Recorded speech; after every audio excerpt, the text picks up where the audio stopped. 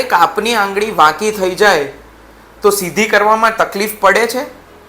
તેમાં ક્લિક્સ કે લોકિંગ કે ટકટક જેવો અવાજ આવે છે તો તે ટ્રિગર ફિંગર હોઈ શકે. આ કન્ડિશનની અંદર હાથમાં રહેલો જે સ્નાયુ છે તેની આજુબાજુની ચામડી જાડી થઈ જાય છે, તેમાં સોજો આવી જાય છે, જેથી તે આરામથી ટનલની અંદર પાસ થઈ શકતો નથી, જેના કારણે તે અટકી જાય છે. આની ટ્રીટમેન્ટ છે રેસ્ટ, થોડીક દવાઓ અને અમુકવાર અમે ઇન્જેક્શન આપતા હોઈએ છીએ.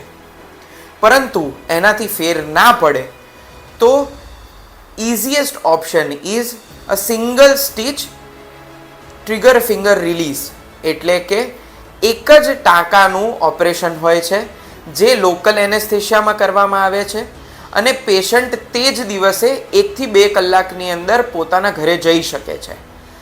2 થી 3 દિવસની અંદર પોતાની દરેક એક્ટિવિટીઝ પાછી રિઝ્યુમ કરી શકે છે.